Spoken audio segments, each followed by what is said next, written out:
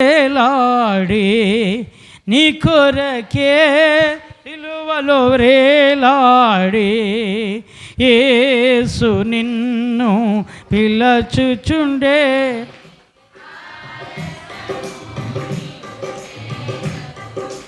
యేసు నిన్ను పిలచుచుండే, ఆలస్యము నీవు కుము సిలువలో వేలాడే నీ కొరకే సిలువలో వేలాడే, కల్వరి శ్రమలన్నీ నీ కొరకే ఘోర సిలువ కృంగుచునే, కల్వరి అందరూ నీ కొరకే ఘోర సిలువ మోసి కృంగుచునే, గాయములాచే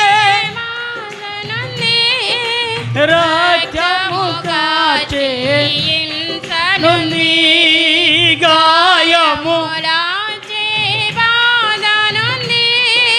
రక్తము కాచే హింసనుంది, సిలువలో వేలాడే నీ కొరకే సిలువలో వేలాడే, అగాధ సముద్ర జలములైనా ఈ ప్రేమను అర్పజాలవుగా, అగాధ సముద్ర జలములైనా ఈ ప్రేమను అర్పజాలవుగా, ఈ ప్రేమనికై విలాపించుచు ప్రాణము దారా పోయుచునే, ఈ ప్రేమనికై విలాపించుచు ప్రాణము దారా పోయుచునే, సిలువలో వేలాడే నీ కొరకే సిలువలో వేలాడే, యేసు నిన్ను పిలచుచుండే, ఆలస్యము నీవు చేయకుమో, యేసు నిన్ను పిలచుచుండే, ఆలస్యము నీవు చేయకుమో, సిలువలో వేలాడే నీ కొరకే సిలువలో వేలాడే. హల్లెలూయా. ప్రభు అయిన యేసుక్రీస్తు ఆయన ఎందుకు సిలువ మరణానికి ఆయన అప్పగించుకున్నాడు. ఆయన ద్వారా 7 మాటలు మనం విన్నాం. 7 మాటలలో ఆయన మాటలలో కనికరమే కనబడుతుంది, ఆయన మాటలలో క్షమాపణే కనబడుతుంది, ఆయన మాటలలో ప్రేమే కనబడుతుంది, ఆయన మాటలలో ఇంకా ఇంకా ఇంకా మీరెంత శిక్ష విధించినా నేను ఇంకా మిమ్మల్ని ఓర్చుకుంటాను. స్తోత్రం. ఈరోజు కుటుంబాల్లో ఓర్పు లేదు, కానీ ఈరోజు ఓర్పు నువ్వు నేర్చుకోవాలంటే యేసయ్య దగ్గరికి రావాలి. స్తోత్రం చెప్పండి. ఎవరి దగ్గరికి రావాలి? కుటుంబంలో ఓర్పు లేదా? లోకంలో ఓర్పు కోసం ఎక్కడా దొరకదు. నీకు ఓర్పు అనేది నేర్పించేవాడు యేసయ్య ఒక్కడే. స్తోత్రం. ప్రేమను నేర్పించేవాడు యేసయ్య ఒక్కడే. క్షమాపణ నేర్పించేవాడు యేసయ్య ఒక్కడే. ఎంతటి వారినైనా త్రోసివేయక తృణీకరించకుండా వాళ్ళని సమానముగా వారితో పాటు దగ్గర చేర్చుకోవడానికి అవకాశం ఇచ్చి వారిని కూడా నిలబెట్టేవాడు యేసయ్య ఒక్కడే. స్తోత్రం. మనం స్టేటస్ని చూసుకుంటాం. మనం స్నేహం చేయాలంటే, మనము ఒకవేళ ఎవరినైనా మనం ఇంటికి పిలవాలంటే అర్హత చూసుకుంటాం. అతను సమానమైన వాడేనా, సరిపోయేవాడేనా, మనకు సమానంగా ఉంటేనే మనం వారితో కలిసి సహవాసం చేద్దామంటాం. కానీ యేసయ్య మనలో ఏ క్వాలిటీ లేకపోయినా మనలను ఆయన సహవాసం చేయాలని కోరుకున్నాడు. స్తోత్రం చెప్పండి. అద్భుతమైన ఆ 4వ మాట ఏలి ఏలి నన్నెందుకు చెయ్యి. నిజమే,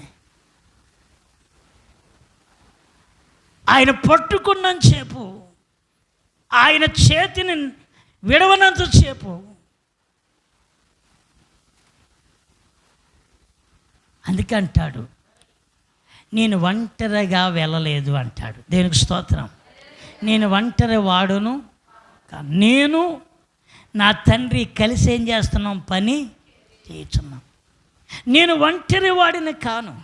ఈరోజు ప్రియ సంగమా, ప్రియ నేస్తమా, క్రీస్తునందు ప్రియులైన వారులారా, మీ నిమిత్తము, మన నిమిత్తము ఆయన చెయ్యి విడిచిపెట్టబడకపోతే ఈ గొప్ప రక్షణ మనకు దొరకదు. హల్లెలూయా. ఏ కోశాన మానవునికి ఏం లేదు, రక్షణ లేదు. ఆదిమ కాలములో, పాత నిబంధన కాలములో పాపానికి ప్రక్షాళనగా కోళ్ళులు బలయ్యాయి, మేకలు బలయ్యాయి, గొర్రెలు బలయ్యాయి, పశువులు బలయ్యాయి. కానీ పాపం అలాగే అలాగే అలాగే వాళ్ళని అంటిపెట్టుకుంటూనే వచ్చింది. అందుకే ఆ పాపమనే పూర్తిగా బానిసత్వములో నుండి మానవులను బయటికి తీసుకురావాలనే తండ్రి ఉద్దేశము. దేనికి స్తోత్రం. ఆ తండ్రి ఎంతవరకు చెయ్యి పట్టుకుని నడిపించాడో తెలుసా? ఆయన అద్భుతాలు చేసిన ప్రతి దగ్గర ఆయన తోడై ఉన్నాడు. దేనికి స్తోత్రం. ఆశ్చర్యాలు చేసిన దగ్గర తోడై ఉన్నాడు. అందుకే అంటాడు కదా, శిష్యులతో అంటాడు, తొందరపడుతున్నావు పేతురు, కత్తి పట్టుకుని నువ్వు తీసి కత్తితో ఏం చేద్దామనుకుంటున్నావు? నేను వేడుకుంటే ఇక్కడున్న సైన్యము కంటే 12 రెట్లు, ఎన్ని రెట్లు? 12 రెట్లు సైన్య సమూహాలను దేవుడు పంపుతాడు. దేనికి స్తోత్రం. పంపడా? చెప్పాలి. కొంచెం వచ్చిన వాళ్ళు వాక్యం అందరూ వింటున్నారు అనేది కాదు, కానీ వినేవాళ్ళన్నా మీ నోరు తెరిచి జవాబు చెప్పండి, స్తోత్రం చెప్పండి. హల్లెలూయా. కొంచెం ఆలస్యం అవుతుంది ఈరోజు.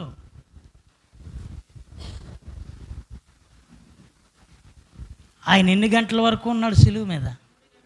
ఎప్పుడు పలికిన మాటలే. మధ్యాహ్నం ఎంత? మట్టి మధ్యాహ్నం 3 గంటల మధ్యలో ఆయన్ని గొల్గొతా పర్వతం పైకి తీసుకువెళ్ళి సిలువేసి ఆ సిలువను ఆ గోతులో నిలబెట్టిన తర్వాత పలికినప్పటికి టైము ఇంచుమించు ఎన్ని గంటలు? మిట్ట మధ్యాహ్నం. ఎంత? చాలా ఎండలో ప్రయాణం చేశాడు ఆయన. మీకు తెలుసా ఆయన్ని ఎంతగా రోమా సైనికులు ఆటలాడేసుకున్నారట. ఏం ఆడుకున్నారు? ఈ ఆట బంతులతో ఆడతామే, ఈ ఆట. ఆ సన్నివేశాన్ని మీ కళ్ళ ముందు పెట్టుకుంటే మీ కన్నులు చెమ్మగిల్లిపోతాయి, మీ గొంతు ఒడుగుతుంది, మీ స్వరములో భీకరత్వం తొలగి మూలుగులు మొదలవుతాయి. ఆ సన్నివేశాన్ని మీరు ఒక్కసారి తలపోసుకుంటే చాలు. పిల్లలు ఫుట్బాల్ ఆడినట్లుగా యేసయ్యను ఫుట్బాల్ ఆడుకున్నారు. ఎవరు? రోమా సైనికులు. ఎందుకో తెలుసా? ఎప్పటి నుంచో ఉంది వాళ్ళకి కక్ష. ఎప్పటి నుంచో ఉంది కక్ష. ఏమిటి ఆ కక్ష అంటే, మన రాజ్యాన్ని ఇతడు తీసేసుకుంటాడు. ఇప్పటికీ ప్రస్తుతం రాబోతున్న ప్రజాస్వామ్య ఎన్నికల్లో ఏం జరుగుతాయి? ఒకరి మీద ఒకరే ఏం పెట్టుకోవాలి, ఏం చెప్పుకోవాలి? ఒకరికి ఒకరు లేనివి, అననివి, విననివి కల్పించి పోగేసి మీడియాలో ప్రచారం చేసి దుమ్మెత్తుకుంటూ మాట్లాడతారు. నేను చెప్తున్నది ఏంటంటే తెలుసా? ఆనాడు యేసయ్య కోసం కూడా రోమా సామ్రాజ్యంలో ఆనాటి కాలంలో పనిచేస్తున్న పెత్తందరులు ఎవరైతే ఉన్నారో, ఆధిపత్యం చేస్తున్న నాయకులు ఎవరైతే ఉన్నారో, ప్రజలందరూ యేసుని వెంబడించడం మొదలుపెట్టేసరికి రాజ్యం మన చేతిలో నుంచి పోతుంది. వీడిని ఎలాగన్నా బాధించాలి, చంపేయాలని కంకణము కట్టుకుని ఎదురు చూసిన వాళ్ళకి ఇప్పుడు అవకాశం దొరికింది. ఇప్పుడు అంటున్నారు కక్షతో వాళ్ళందరూ, ఒరే సైనికులారా, మీకు మనిషిని కాదు అప్పు చెప్తున్నాం, ఒక బంతిని అప్పు చెప్తున్నాం. బంతిని ఎలాగైతే ఆడుకుంటారో, ఈ యేసు అనబడుతున్న ఈ యూదులకు రాజు అనుకుంటున్న ఈ వ్యక్తిని మీరు అట్లా ఆడుకోండిరా అన్నారు.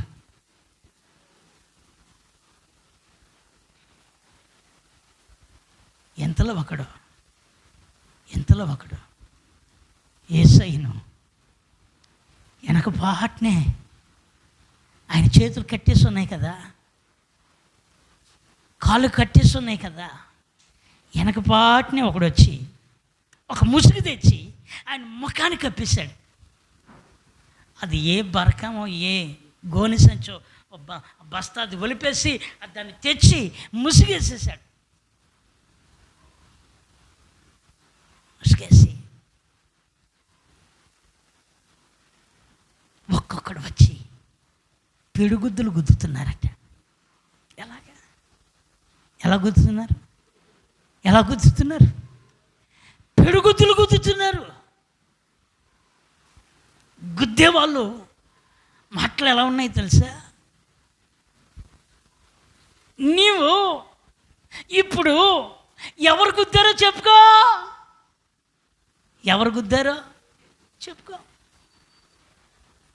ఆయన చిన్నపిల్లడా? ఎవరు గుద్దారో, ఎవరు కొడుతున్నారో, ఎవరు మూర్ఖంగా మాట్లాడుతున్నారో, ఎవరు కసిగా ఆయనను గురించి దుర్భాషలాడుతున్నారో, ఆయన విననివాడు కాదు, తెలియనివాడు అంతకంటే కాదు. కానీ ఆయన వాటన్నిటినీ ఓర్చుకోవడానికి వచ్చాడు. స్తోత్రం చెప్పండి, హల్లెలూయా. కొడుతున్నారండి, ఒక్కొక్కడు కొట్టి అంటున్నాడు, అబ్బా చెయ్యి తిమ్మిరెక్కిపోయింది గుద్దేసరికి, అబ్బా అనుకుంటున్నారు వాళ్ళు ఏదో సాధించామన్నట్లు. అరే గుద్దుడు ఆపుదాంరా, ఈ పిడిగుద్దులు ఆపుదాము, ఈయన రాజు అని అన్నాడు కదా, ఈ రాజుకు ఒక కిరీటం ఉండాలి కదా అని.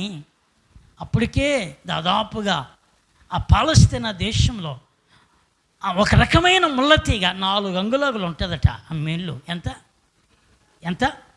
ఆ పాలస్తీనాలో ఆ ముళ్ళతీగ ఒకటి 4 అంగుళాలుగా ముళ్ళులాగా ఉంటుంది. అది దాన్ని ఒకడు ఇలా అల్లి అల్లి అల్లి అల్లి నేను కిరీటం తెచ్చానండి అన్నాడు. ఏంట్రా కిరీటం? మరి యూదులు రాజు కదండి, రాజుగారి కిరీటం ఉండాలి కదండి అని మాట్లాడుకుంటూ ఆ కిరీటాన్ని, ఆ మొగటాన్ని, ఆ ముళ్ళ తీగని తెచ్చి ఆయన నెత్తి మీద పెడుతుంటే, ముళ్ళు కదండి అవి వాళ్ళ బలము చాటలో దింపుతున్నారు. కానీ ఒకడంటాడు, రే చేత్తో దించడానికి అది ఏమన్నా మామూలు తీగరా, సుత్తు పట్టుకుని వెళ్ళి ఆ ముళ్ళ తీగ మీద కొట్టు. ప్రియమైన దేవుని బిడ్డలారా, ఈ సన్నివేశానికి మన హృదయాలు పగులుతాయని చెప్పలేదు, కానీ పాపపు కొండలు పగిలిపోవాలి, పాపపు ఎచ్చులు పగిలిపోవాలి. నీ హృదయంలో ఉన్న ఇంకా లోకాశలు, నేత్రాశలు, శరీరాశలు, ధనమోహము, ఈ లోక సంబంధమైన వ్యామోహాలు పోయి ఆయన నీ కోసము సిద్ధపరిచిన రక్షణ ప్రణాళికలో నిన్నెంతగా ప్రేమిస్తున్నాడో ఆ సన్నివేశం మన కన్ను ముందుకు రావాలి. హల్లెలూయా. ఆ ముళ్ళ తీగని తెచ్చి పెడాలను కొడితే శరీరం కదా, 33.5 సంవత్సరాలు యంగ్ వయసు అయింది. ఎలాంటిది చెప్పండి? ముసలివాడు కాదుగా, వయసుగా ఆయన ముసలివాడు కాదు కదా. ఎన్నో సంవత్సరం చెప్పాలి? ఎన్నో సంవత్సరం? 33.5 సంవత్సరం వచ్చింది. ఎంత? 33 రన్నింగ్ అయ్యి 30 అర్ధ సంవత్సరంలో ఆయన అడుగుపెట్టి పుష్టిగా ఉన్నాడు, ఎత్తరవిగా ఉన్నాడు, చాలా సౌందర్యంగా ఉన్నాడు. ఆయన్ని చూస్తేనే చాలు, అబ్బా ఆ తేజస్సుకే ఆ మామూలుగా ఉండదు. అలాంటి ఉన్నతమైన బాహుబలము కలిగిన బహు సౌందర్యుడైన ప్రాణప్రియుడైన యేసయ్య వారి దగ్గర మొగటదారిగా ఆ ముళ్ళ కిరీటం పెడుతుంటే ఆ శరములో నుంచి ఆ యొక్క ఈ కపాలములో నుంచి ఈ కండ్ల దగ్గర నుంచి ఈ చెవుల దగ్గర నుంచి ఈ నరాలు ఈ మేకులుగా ఉన్న ఈ ముళ్ళన్నీ కూడా దిగుతూ ఉండగా రక్తమట చిమ్ముని చిల్లుబడిన ఆ ప్లాస్టిక్ ఆ వాటర్ నుంచి మనం ఎలాగ చిన్న చిల్లు పెడితే పిండుతామో అలాగ రక్తము ప్రవాహంలాగా బయటకు ఉబికింది. మీరు వాక్యంలో చూస్తే ఆ రక్తపు మడుగులో చూడ్డానికట సొగసైనను, చెప్పండి, సొగసైనను ఎలాంటివాడు అయినా, ఎలాంటివాడు? నీ ముఖము నీ స్వరము పాదాలు, నీ ముఖము మనో నీ మాధుర్యము నీ అపరంజమయము యేసయ్యా నా ప్రాణ ప్రియుడా మనగలనా నిన్ను వీడి క్షణమైన యేసయ్యా నా ప్రాణ ప్రియుడా సరినారెవరు నా ప్రియుడైన యేసయ్యకు సరినారెవరు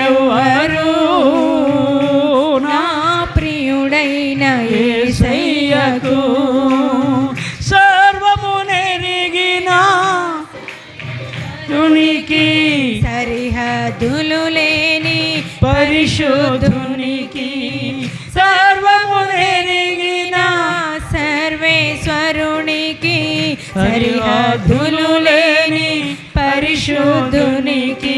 హల్లెలూయా. ఆయన ముఖము మనోహరము. అసలు ఆయనతో పాటు సమానులైన వారు ఎవరూ లేరు. కానీ ఇప్పుడు ఆయన శరీరం అంతా, ముఖమంతా రక్తసిక్తముగా మారిపోయింది. ఎవరి కోసం? ఆయన ఉద్దేశమును తాను మానవులందరినీ పరలోకములోనికి తీసుకుని వెళ్ళడానికి ఆయన ఉద్దేశించిన ఉద్దేశమే ఈ శిలువ యాగం. దేవునికి స్తోత్రం చెప్పండి. హల్లెలూయా. నీవు నేను పరలోకానికి వెళ్ళడానికి యోగ్యులం కాదు, తెలుసా? చెప్పాలి, తెలుసా? మనం ఎంత యోగ్యులం? ఎందుకు ఈ మాట చెప్తున్నానంటే మనం అందరం త్రోవ తప్పిన వారమై ఉన్నాం. ఏమై ఉన్నాం? త్రోవ తప్పినవారు. త్రోవ తప్పినవారు. మనలో ఏమున్నాయో చెప్పన? కఠినత్వం ఉంది. మనలో ఏముందో తెలుసా? స్వార్థం ఉంది. మనలో ఏముందో తెలుసా? వారవలేని తనం ఉంది. మనలో ఏముందో తెలుసా? ఇతరులకు మేలు చేసేయడం కంటే ఏం చేసే గుణము? కీడు చేసే గుణము, కఠినత్వము.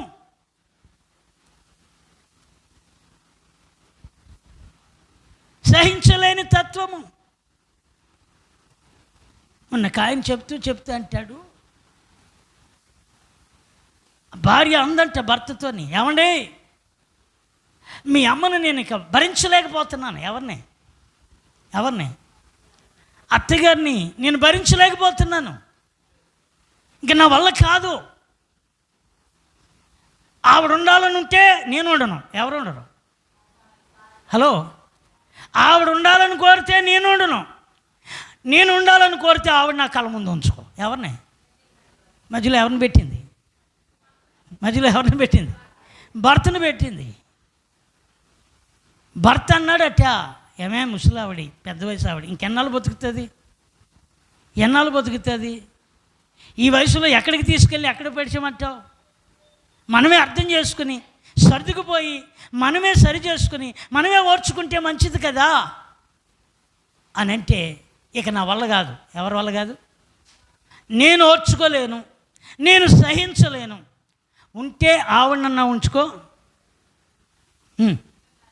చెప్పండి సిస్టర్స్, చెప్పండి బ్రదర్స్. ఉంటే ఆవిడన్నా ఉండాలి. నేను కావాలా?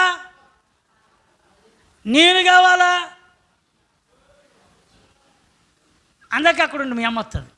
స్తోత్రం కలిగిన గాడ్. హల్లెలూయా, దేవునికి స్తోత్రం.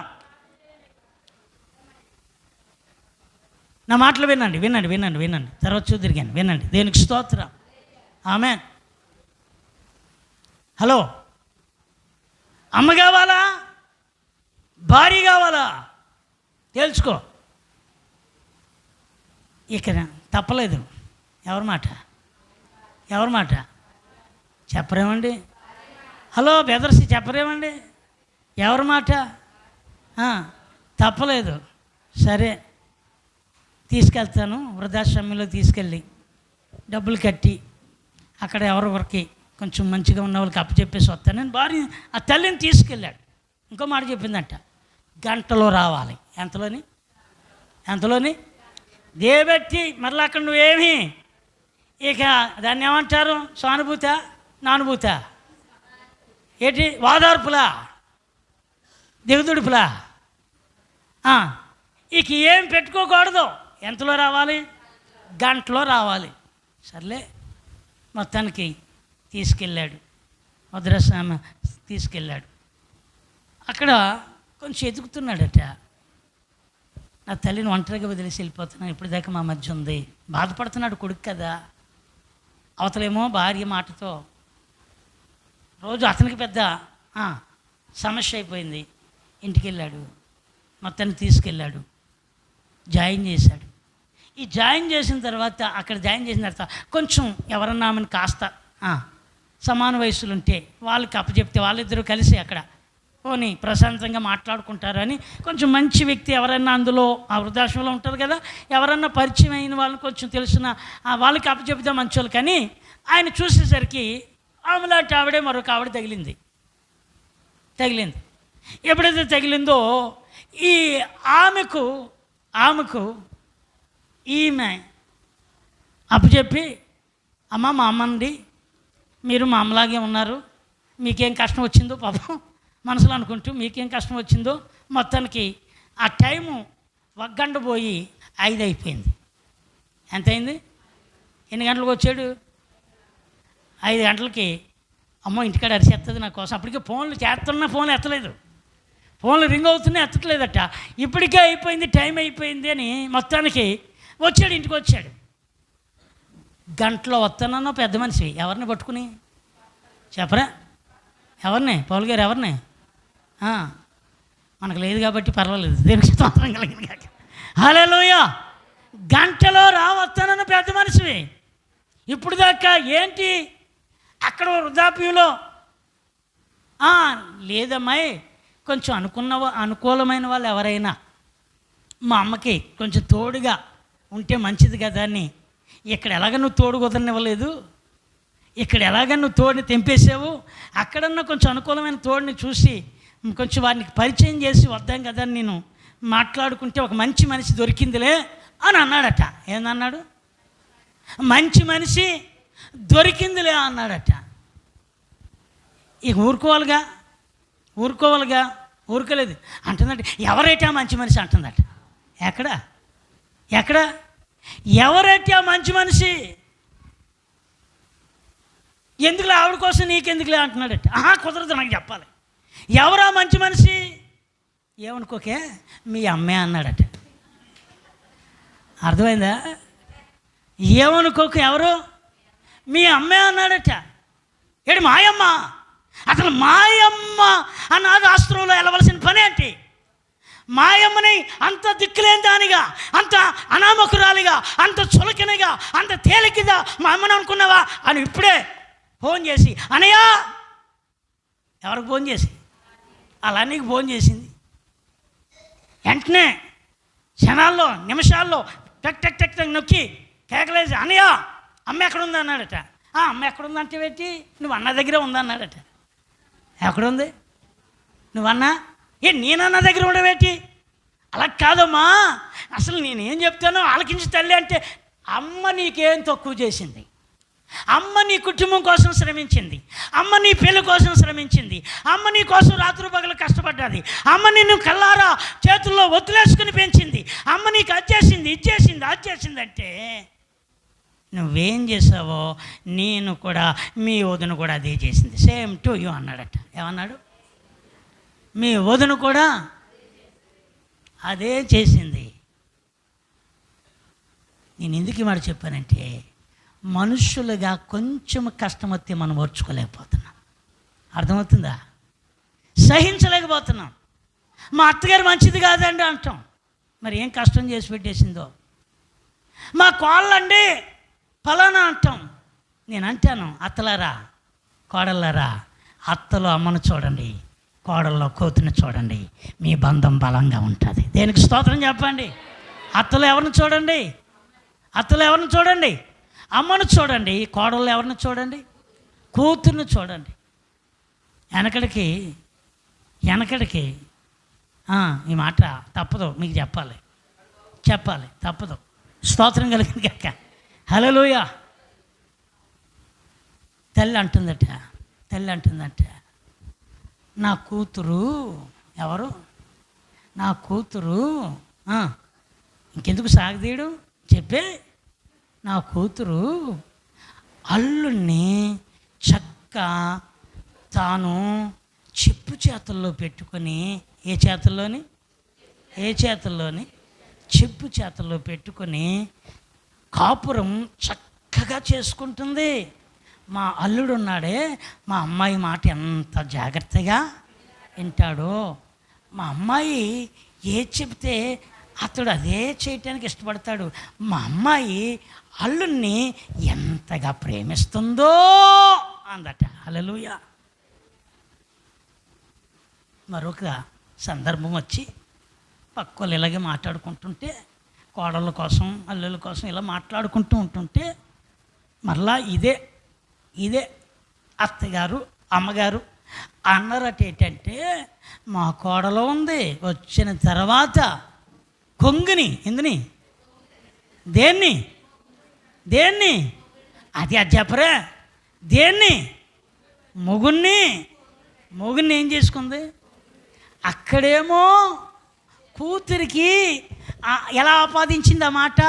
చెప్పు చేతల్లో పెట్టుకుంది. అదే కోడలు అలా చేస్తే, అత్తలారా, మన మాటలు మార్చితే మీ కోడళ్ళ కూతుర్లు అవునుగాక. స్తోత్రం చెప్పరే. హల్లెలూయా. కోడళ్ళారా, మీ ప్రేమను అమ్మకు చూపినట్లుగా చూపెడితే అత్త తల్లి అవునుగాక. స్తోత్రం చెప్పండి మరి. హల్లెలూయా. ఇద్దరికి పని చేస్తుంది, ఒకరిదే కాదు. పెన మీద కాలిచ్చింది తిరగేయాలి, మరగేయాలి, అప్పుడే రుచి పెరుగుతుంది. దేనికి స్తోత్రం కలుగునుగాక. ఏమండి, మనము సహించలేము, ఓర్చుకోలేము, కానీ ఆయన సహించి మనకు మాదిరి పెట్టాడు. స్తోత్రం చెప్పండి.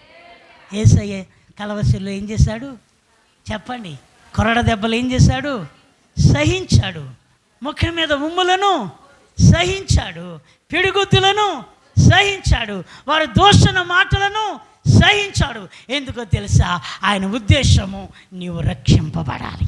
స్తోత్రం చెప్పండి. హల్లెలూయా. ఆయన ఉద్దేశం ఏంటి? నీవు రక్షింపబడాలి. నేను పాపిగా ఉండడం ఆయనకి ఇష్టము లేదు. అందుకే ఎంత ఘోర పాపినైనా ఆయన అంటాడు, నీవు నాకు ఇష్టమే. ఆమేన్. ఆయన ఏమన్నాడు?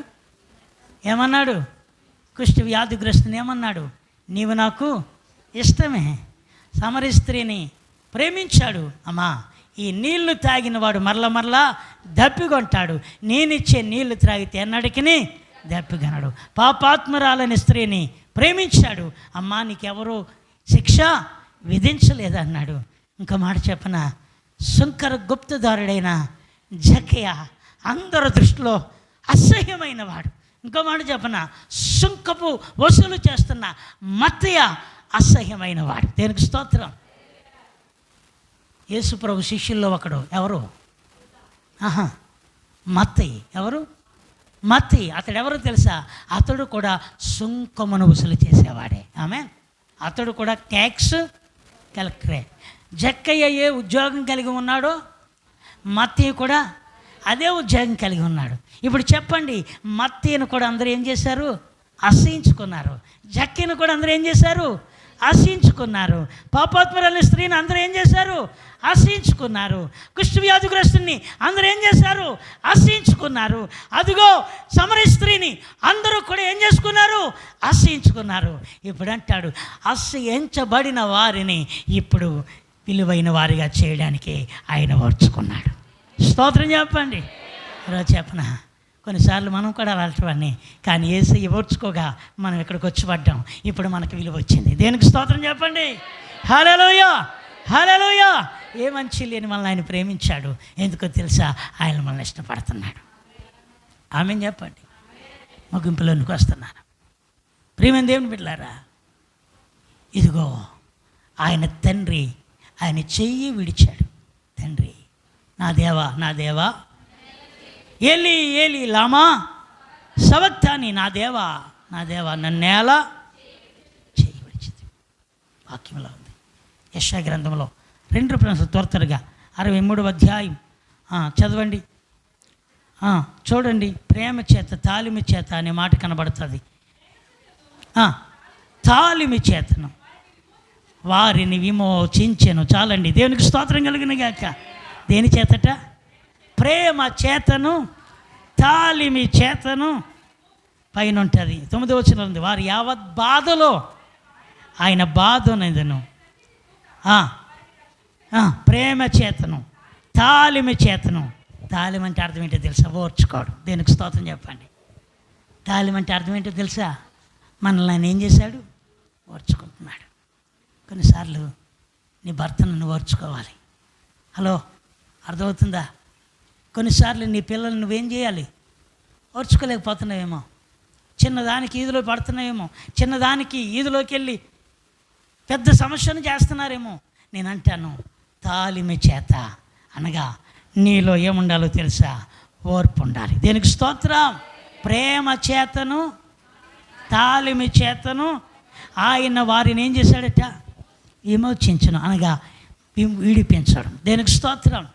శిక్షకు పాత్రులమైన మనలను అదిగో ఒకడు పలుకుతున్నాడు, ఈయనైతే నీతిమంతుడు, ఈయనైతే ఏ పాపము చేయలేదు, మనమైతే ఈ శిక్షకు అర్హులమే, ఈ యొక్క మరణానికి మనము అర్హులమే.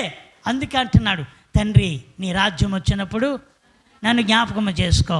వెనువెంటనే అంటున్నాడు, నేడు నీవును కూడా నిశ్చయముగా నాతో పాటు ఎక్కడుంటావు. దేవునికి స్తోత్రం. హల్లెలూయా.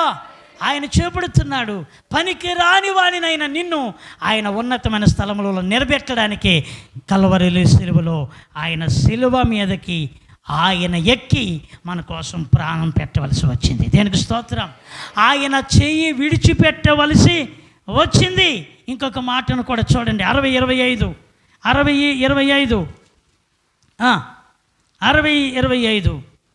చూడండి. యెషయా గ్రంథము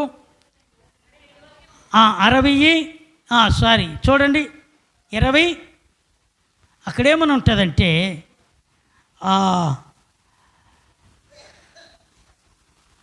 నేను నిన్ను శోభాతిశయముగా మారుస్తాననే మాట కనబడతా. చదవండి, వాక్యం చెప్పమ్మా.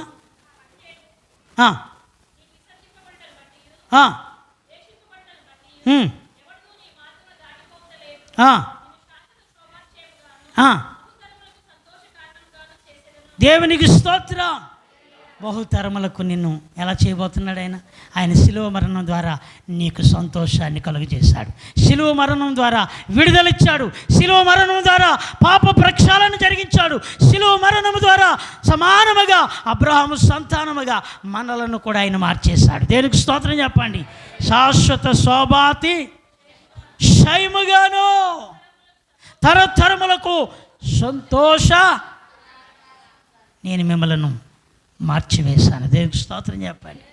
ఆయన శిలువ మరణము వెనకాతల ఉద్దేశములు అనేకమైనవి ఇంకా చెప్పసఖ్యము కానీ అనేక సంగతులు మీ మధ్యలో ఉన్నాయి, కానీ సమయం లేదు కనుక అదిగో ఆయన శిలువ మరణము ఒక రకంగా చెప్పాలంటే భూమి మీద ఉన్న ప్రతి మానవాళికి పాపపు విమోచన. ఆమేన్. ఆయన కార్చిన రక్తము, ఆయన పొందిన శిలువ మరణము, ఆయన మన కోసం సిద్ధపరిచిన గొప్ప రక్షణ భూమి మీద సర్వమానవాళికి నిత్య జీవానికి మార్గముగా నిలిచి ఉన్నది. ఆమె చెప్పండి. పైకి లేచి నిలబడదామా? అందరూ లేచి నిలబడదామా? ఇప్పుడు టైము 3 గంటల సమయము, మధ్యాహ్నం. అది ఇంకా కల్వరి సిలువలో ఆయన ఇంకా కాళ్ళకు చేతులకు మేకులు వేయబడుతూనే ఉన్నాయి. ఇంకను అదిగో ఆయన గొలగతా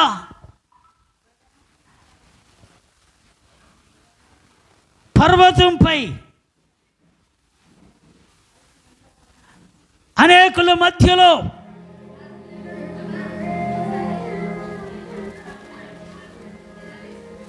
ఇద్దరు దొంగల మధ్యలో ప్రజలు వెంబడిస్తూ కొందరు రాళ్లతో కొడుతూ, కొందరు ఇంకను ఆయన్ని కొట్టండి, బాధించండి అని కేకలు వినబడుతూ ఉన్నాయి. ఆయనతో విడుదల పొందిన పాదాలు, ఆయన స్పర్శను తాకి బాగుపడిన రోగులు ఏమీ చేయలేని అబలలుగా ఉండిపోయారు. ఆయన స్పర్శను తాకి బాగుపడిన రోగులు ఆయన వెంబడించడానికి వెనుదిరిగిపోయి భయపడుతూ ఉన్నారు. ఒళ్ళంతా రక్తసిక్తముగా మారిపోయింది. చూడడానికి నా ప్రభువేనా, నా ప్రభువేనా? ఆయన ముఖమును చూడడానికి ముందుకు వద్దామనుకున్న వాళ్ళు ఆయన ముఖాన్ని చూడలేక వాళ్ళు చేదరించుకుంటూ వెళ్ళిపోతున్నారు.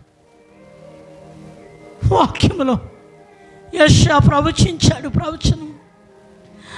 ఆయనను చూడడానికి సొగసైనను స్వరూపమైనను కొంతనను లేదు.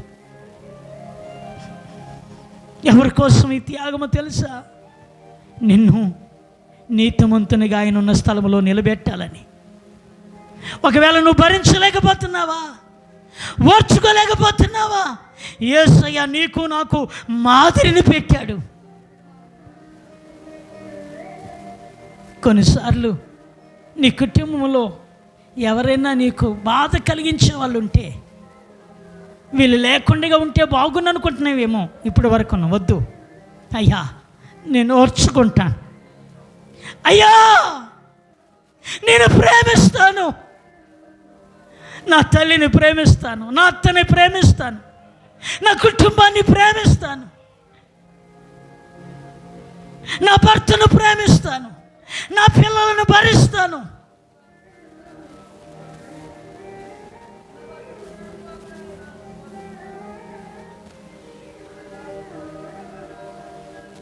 నోరు తెరవలేదు ప్రేమ, బదులు పలుకలేదు ప్రేమ, అన్యాయపు తీర్పునుంది.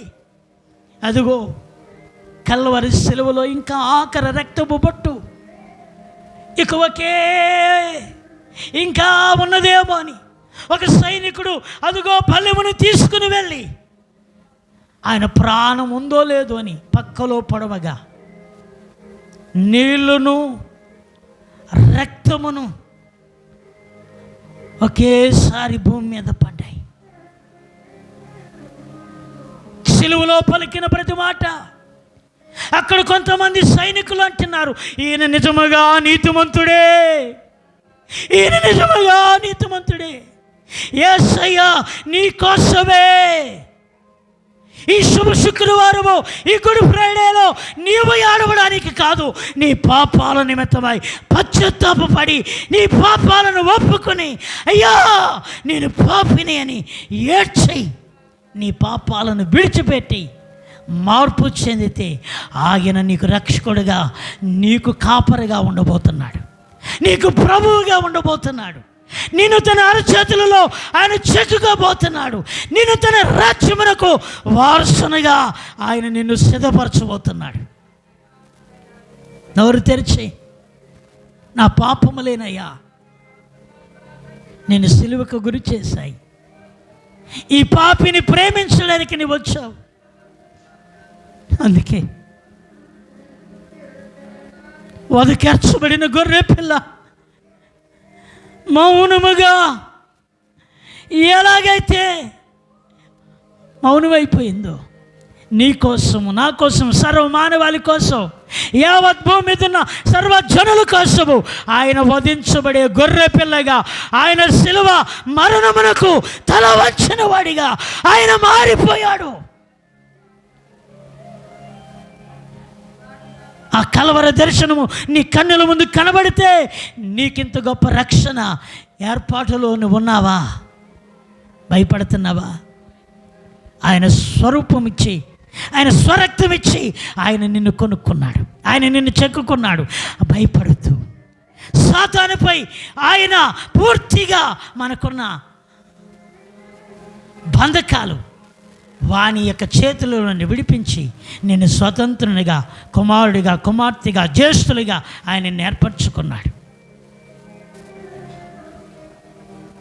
సిలువలో పలికిన 7 మాటలలో తండ్రి వీరేమి చేస్తున్నారు వీరెరుగురు. రెండవది, నేడు నీవు నాతో కూడా పరదేశంలో ఉందువు.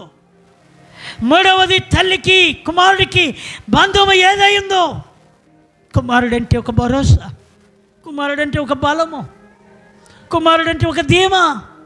అవసాన కాలంలో నా పిల్లలు నా తోడుగా ఉంటారు, నా బిడ్డలు నన్ను దాటిపోరు, నా పిల్లలు నన్ను చూస్తారు, నా పిల్లలు విడిచిపెట్టరు అని ప్రతి తల్లి తండ్రి ఒక ఆశతో ఉంటారు పిల్లల మీద.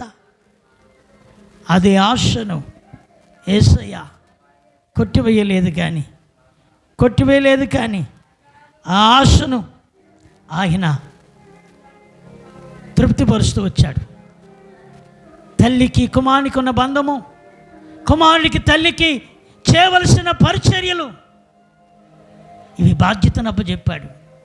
4వది, ఏలి ఏలి లామా సబక్తాని, నా దేవా నా దేవా నన్నేలా చెయ్యి విడిచితివి. 5వది, ఇదిగో నేను దప్పికొనుచున్నాను. ఆయనకున్న భారం, ఆత్మల దాహం నీకోసం. మండుటెండలో వచ్చినవాడు నిన్ను ప్రేమించి నీకు రక్షణ కలుగజేసి పాపపు శాపమును తొలగించడానికి ఆయనకు ఒకే ఒక దప్పిక, ఆత్మల దప్పిక, పాపము నుంచి వారిని విడిపించాలనే దప్పిక. యేసు మతాన్ని మార్చడానికి రాలేదు, మనిషిని మార్చడానికి వచ్చాడు. మానవ విలువలను కలుగు చేయడానికి వచ్చాడు. మృగతత్వాన్ని తొలగించడానికి వచ్చాడు. 6 సమాప్తమైనదని, ఆయన ఉద్దేశము సమర్పమైంది, తండ్రి చిత్తము సమాప్తమైనదని ఎరిగినవాడు. 7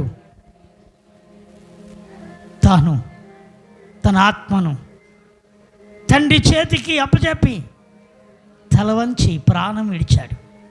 ఈ 7 మాటల్లో సిలువ మీద పలికిన మాటలైతే, ఈ పలకబడిన ప్రతి మాట నీ రక్షణలో ఒక పాత్రగా మారిపోయింది. చేతులెత్తి, దేవా నన్ను రక్షించినందుకు స్తోత్రాలయ్యా. నోరు తెరిచి ఇది అనుకూల సమయం, ఇకనైనా మారు మనసు, ఇకనైనా బాప్తిసం అంటే ఏంటో విలువ నీకు తెలిసిందా? ఆయన సిలువలో పొందిన మరణ వాంగ్మూలములో ఉన్న ప్రాముఖ్యత ఏంటో తెలిసిందా?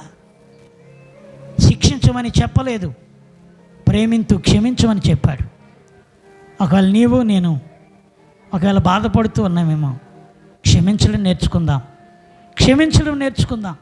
మనము కూడా క్షమిందాం. నీ కుటుంబంలో ఎవరైనా కొంచెం ఇబ్బంది కలిగిన వారుగా ఉంటే క్షమిందాం. హల్లెలూయా, హల్లెలూయా, హల్లెలూయా, హల్లెలూయా, హల్లెలూయా, హల్లెలూయా, హల్లెలూయా, హల్లెలూయా, హల్లెలూయా, హల్లెలూయా. నోరు తెరిచి అందరూ ఒక చిన్న ప్రార్థన. హల్లెలూయా, హల్లెలూయా.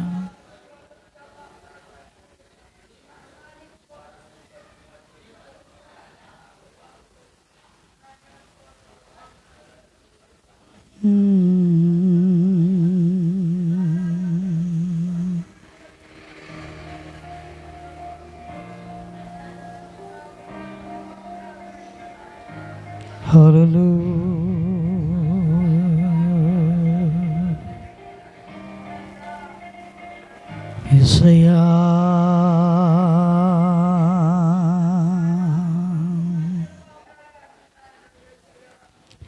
హల్లెలూయా, హల్లెలూయా, హల్లెలూయా.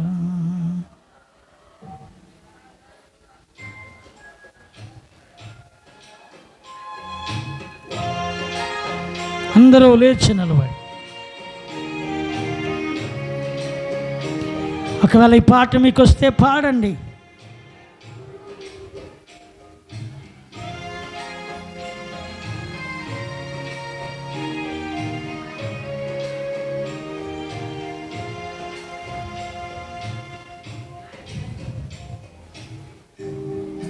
సిల్వలో నాకై కార్చెను యేసు రక్తము,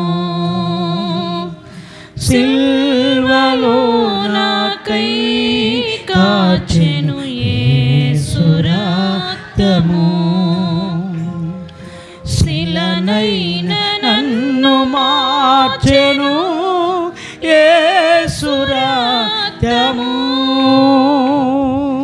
శిలనైన నన్ను మార్చెను యేసు రక్తము, యేసు రక్తము, ప్రభు యేసు రక్తము, యేసు రక్తము, ప్రభు యేసు. అందరూ అమూల్యమైన రక్తము, యేసు రక్తము,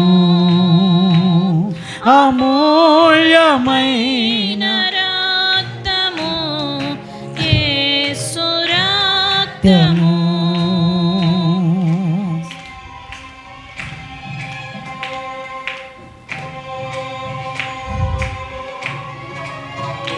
ఒక చరణం పాడుకుందాం.